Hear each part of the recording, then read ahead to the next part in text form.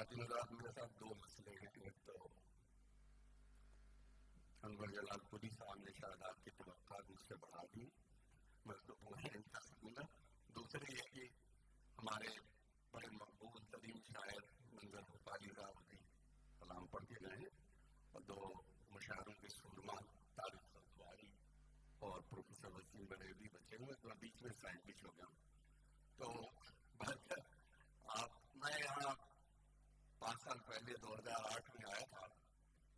میرے عزیز دوست شکیل احمد خان جو اس مشاعرے کے سرپرستوں میں سے تھے مجھے یہاں زبردستی پکڑ لائے تھے، اور مجھے توقع نہیں تھی کہ یہاں نظمیں بھی پڑھی جا سکتی، سنی جا سکتی، پسند کی جا سکتی.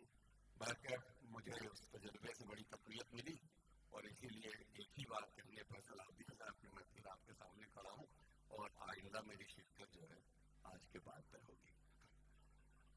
میں ایک نظم جو شکیل صاحب کو بہت پسند تھی میں انہیں کو ڈیڈیکیٹ کر رہا ہوں، اور میں اسی نظم سے شروع کرنا چاہتا ہوں. اس نظم کو عنوان ہے وہ ہاتھ. میرے بچپن میں سر پہ میرے ایک محبت بھرا ہاتھ تھا، بہت پرانی، آپ پیدا نہیں ہوئے تھے اس وقت. میرے بچپن میں سر پہ میرے ایک محبت بھرا ہاتھ تھا، مثل سائے کے جو تھا کڑی دھوپ میں، اور اندھیروں میں جو ہاتھ تھامے میرا ہر گھڑی ساتھ تھا. بھاگ جائے میری نیند جب خوف سے، اپنے کمرے میں تنہا مجھے ڈر لگے. ایک آواز جس پہ یقین تھا مجھے مجھ سے چپکے سے کہتی تھی ڈرنا نہیں، دیکھو میں پاس ہوں. میرے بچپن میں سر پہ میرے ایک محبت بھرا ہاتھ تھا، مثل سائے کے جو تھا کڑی دھوپ میں، اور اندھیروں میں جو ہاتھ تھامے میرا ہر گھڑی ساتھ تھا. بھاگ جائے میری نیند جب خوف سے، اپنے کمرے میں تنہا مجھے ڈر لگے. ایک آواز جس پہ یقین تھا مجھے مجھ سے چپکے سے کہتی تھی ڈرنا نہیں، دیکھو میں پاس ہوں. کیسا لہجہ تھا، لوری کے مانند آنکھوں میں گھل جاتا تھا اور گوتم کو نروان مل جاتا تھا. کیسا لہجہ تھا، لوری کے مانند آنکھوں میں گھل جاتا تھا اور گوتم کو نروان مل جاتا تھا. آج جب میں پریشان ہوں، کتنی راتوں کا جاگا ہوا، میری آنکھیں بھی پتھرائی ہیں، جسم بھی درد سے چور ہے، ذہن سوچوں سے معذور ہے، دل زیادہ ہی رنجور ہے، اور وہ ہاتھ مجھ سے بہت دور ہے. آج جب میں پریشان ہوں، کتنی راتوں کا جاگا ہوا، میری آنکھیں بھی پتھرائی ہیں، جسم بھی درد سے چور ہے، ذہن سوچوں سے معذور ہے، دل زیادہ ہی رنجور ہے، اور وہ ہاتھ مجھ سے بہت دور ہے. منتظر ہوں میرے ماتھے پہ پھر سے کوئی ایک ہتھیلی دھرے اور دھیمے سے لہجے میں مجھ سے کہے ایسے گھبراؤ مت، دیکھو میں ساتھ ہوں. گو کہ اب ایسی باتوں کو شاید کبھی بھی یقین نہ کروں، پر بہل جاؤں گا اور سو جاؤں گا. شکریہ. بہت اچھے ڈاکٹر صاحب، کیا کریں. اور میں آپ کو کل 4 نظمیں سناؤں گا کیونکہ اسلام میں 4 جائز ہیں، اور 1.5 منٹ کی نظمیں. دوسری نظم جو ہے میں اپنی اصلیت پہ آ جاتا ہوں، یہ تہذیبوں کے تضاد پہ نظم ہے، خزانہ اور سانپ.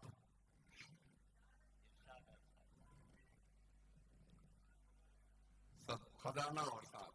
بڑے بوڑھے بتاتے تھے زمین کی کوکھ میں لاکھوں خزانے دفن ہوتے ہیں، مگر ہر ایک خزانے پر کوئی ایک سانپ پہرے دار بن کر مستعد بیٹھا ہی رہتا ہے، پھٹکنے ہی نہیں دیتا کسی کو بھی پری اپنے. خزانے جو کہ تو رکھے ہوئے ہیں کتنی صدیوں سے، یہ باتیں سن کے ہم بچے بہت ہی خوف کھاتے تھے. وہ پھنگر سانپ سیم و زر کے صندوقوں پہ کگلی مار کر بیٹھے ہوئے ہم کو نظر آتے تھے خوابوں میں. بڑی تیزی سے بدلا ہے زمانہ، وقت کے چکر نے ہم کو ایک نئی دنیا دکھائی ہے. کہاں وہ اپنے بچپن کی خیالی داستانیں، کہاں یہ سائنسی تہذیب جس میں بینک ہیں، قرضوں پر مبنی ایک معیشت ہے، عجب سودے ہیں اربوں کے جو کمپیوٹر پہ ہوتے ہیں. یہاں ہر کوئی الجھا ہوا ہے کاغذی دولت کمانے میں، مگر جو بات بچپن میں سنی تھی وہ اس تہذیب میں بھی ایک صداقت ہے. یہاں بھی ہر بڑی سرمایہ کاری کے خزانے پر، یہاں بھی ہر بڑی املاک کے در پر کوئی ایک سانپ پھن اٹھائے مستعد بیٹھا ہی رہتا ہے، پھٹکنے ہی نہیں دیتا کسی کو بھی. کیا کہنے ڈاکٹر صاحب، زندہ باد، واہ واہ واہ. میں ایک نظم گوہر صاحب کی نے مجھے ہمت دے دی کہ میں ذرا سا دوسری طرح کی نظم سنا دوں. اس نظم کا عنوان ہے گڈریے اور بھیڑیں. دراصل اللہ میاں نے انسان کو مشرف الاخلاقات پیدا کیا، لیکن ہم لوگوں نے کس طرح سے اس کو کھو دیا ہے، نظم اس پہ ہے. اگر میں کہوں یہ کہ ہم سب گڈریے ہیں تو کیا یہ غلط ہے؟ گڈریے ہیں ہم سب، محافظ ہیں بھیڑوں کے جو ہم کو جان سے بھی زیادہ ہیں پیاری. یہ بھیڑیں رواجوں کے فیتوں سے باندھے ہوئے ان عقیدوں کی جو ہم کو اسلاف سے کرم خوردہ کتابوں میں لکھے ہوئے مل گئے ہیں. یہ بھیڑیں توہم پرستی کی جن کو پچھل پائیوں کی طرح نسل در نسل ہم اپنا خون پیش کرتے رہے ہیں.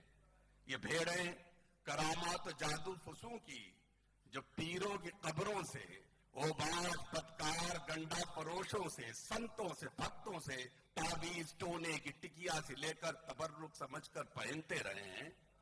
یہ بھیڑیں کرامات و جادو فسوں کی جو پیروں کی قبروں سے، اوباش بدکار گنڈا فروشوں سے، سنتوں سے، بھکتوں سے تعویذ ٹونے کی ٹکیا سے لے کر تبرک سمجھ کر پہنتے رہے ہیں.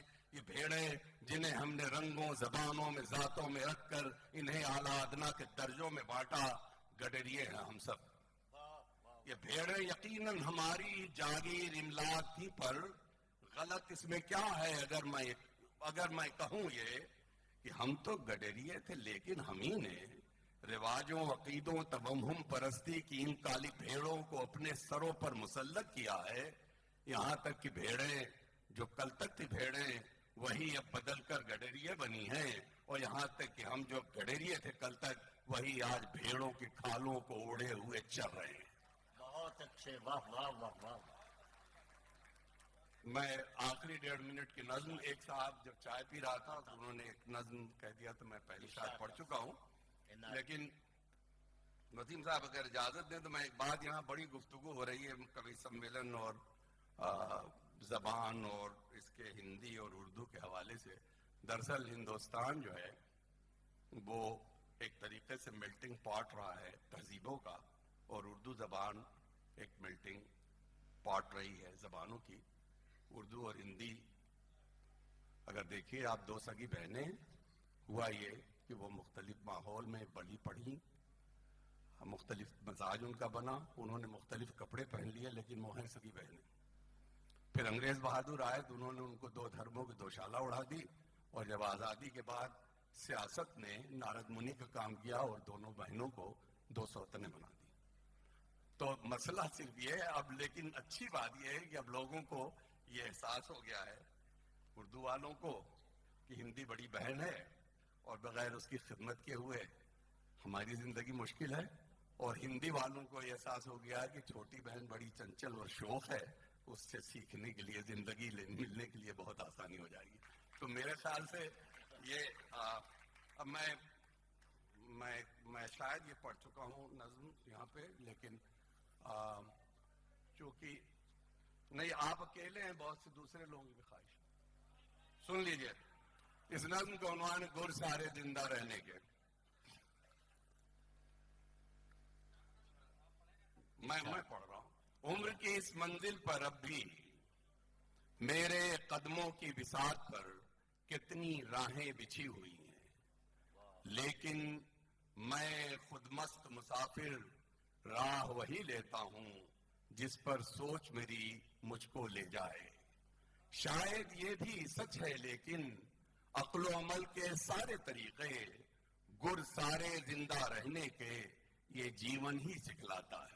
کیا کہنے، واہ واہ واہ. میں ایک نرا گاؤدی بدھو، یہ فیکچوئل اسٹیٹمنٹ، میں ایک نرا گاؤدی بدھو، گاؤں کی گلیوں کا ایک بالک، ایک کچے آنگن کا پالا، کھیتوں کھلیانوں میں کھیلا، اوک سے پانی پینے والا، پگڈنڈی پر چلنے والا، صدیوں پرانی بھولی بھالی قدروں کی ایک وزنی گٹھری اپنی پشت پہ کب سے لادے نئے تمدن کی سڑکوں پر دوڑ کے چلنے کی کوشش میں گرتا پڑتا مارا مارا چلتے چلتے تھک سے گیا ہوں.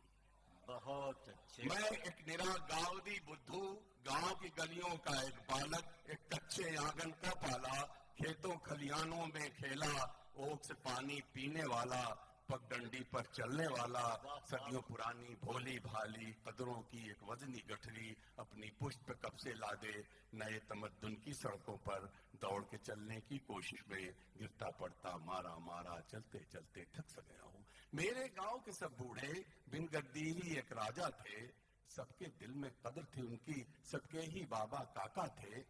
نئے تمدن کی نگری میں جو جو جس کی عمر بڑھے ہے تو اس کا مان گھٹے ہے. نئے تمدن کی نگری میں جو جو جس کی عمر بڑھے ہے تو اس کا مان گھٹے ہے.